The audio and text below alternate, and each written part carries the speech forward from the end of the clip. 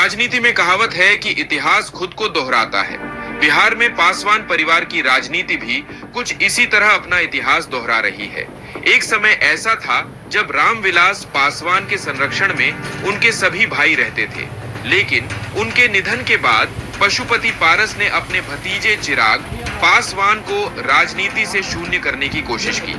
पहले पार्टी के सभी सांसदों के साथ मिलकर लोजपा के सभी पदों से उन्हें हटा दिया और फिर पार्टी भी तोड़कर उन्हें हाशिए पर भेज दिया।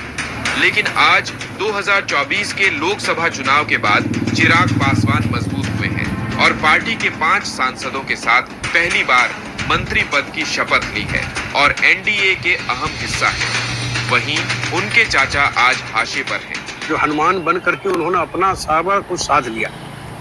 अब तो आप देखो कि सिंबल बटे हुए हैं दोनों के, और पारस जो चाहते थे वो तो हुआ नहीं, न ही उनके सूरजभान जो चाहते थे उनको टिकट मिल पाया, न खुद वो चुनाव लड़ पाए, कहीं एक सीट का एडजस्टमेंट नहीं हो पाया। तो पहला डिफीट तो पारस को ही मिल गया।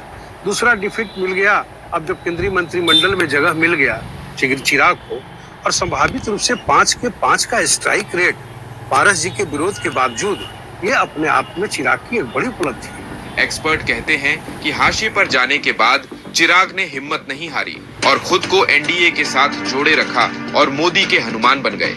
इसका नतीजा ये हुआ कि पहले संघर्ष करके उन्होंने अपने पिता के वोट बैंक को अपने पाले में लाया और फिर लोकसभा सीट बंटवारे में अपने चाचा को मात दे दी और अब उन्हें अपनी पुरानी पार्टी भी वापस मिल सकती है। उनका जो क्लेम था एलजेपी पर, लगता है फिर वापस मिल जाएगा। एलजेपी का जो पहले का इलेक्शन सिंबल बंगला होता था, वो इलेक्शन कमीशन ने पहले ही सीज कर दिया है। मुझे अब ऐसी संभावना लगती है कि पशुपति कुमार पारस को नया राज्यपाल बनाया जाएगा। सत्यदेव नारायण आर्य की जगह पे सत्यदेव नारायण आर्य भी दलित हैं और ये पारस जी भी दलित हैं, तो कहीं न कहीं उनको एकोमोडेट किया जाएगा और इसके बाद जो एलजेपी का जो आपस का पारिवारिक चचा भतीजे का जो विवाद था वो खत्म हो जाएगा।